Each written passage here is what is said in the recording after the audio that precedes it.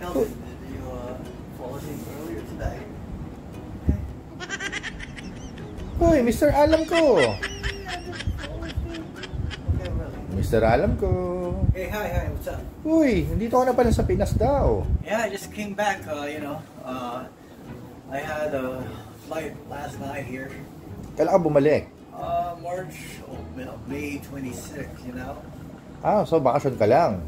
Yeah, I'm here on vacation here, you know? May tanong ako, Mr. Alam ko. Yeah, I might. Balita ako, sa England ka daw talaga lumaki, no?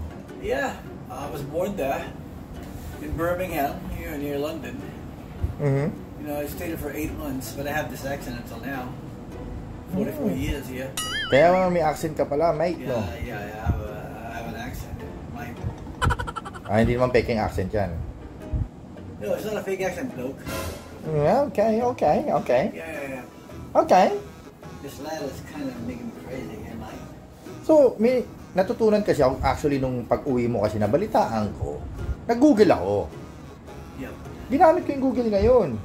So, ngayon ko lang nalaman na iba palang words ng American at British, no? Tama, no? Yeah, there are a lot of different words from the, from the American English to the British, compared to the British, For example, when you go, for example, the Americans, they use train, Mm-hmm. In British, we use tube, Ah! So, ganun pala yun. Yeah. In America, they use the restroom. In England, we use the loo. Gag, wala ka sa England. Nasa Pilipinas ka ngayon. Oh, yeah. I'm used to staying in England, Okay. And, when we use the elevator in America, we call it the lift. So, ang lift sa American o sa Lift is in sa UK?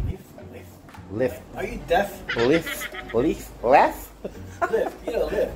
What's right?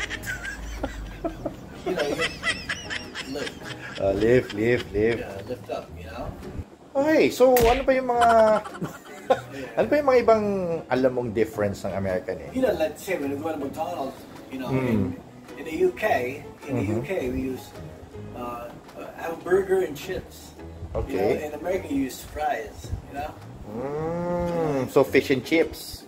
Or ang something tawag. like that. Yeah, you call the fries chips. Oo, kasi napanood ko kay Gordon Ramsay yun eh, fish and chips. Oh, yeah. Pero may napansin ako eh. What up, man? Ganda ng sapatos mo eh, oo.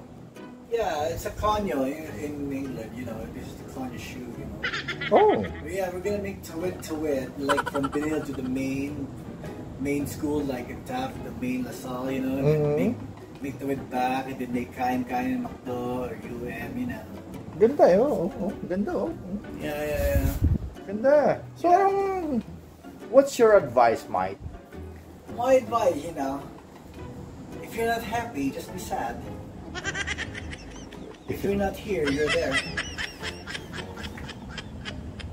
Ano pa? What do you mean by ano pa? What's your other advice? If you don't have hair, just make you calvo, Just calvo yourself, Kalbo?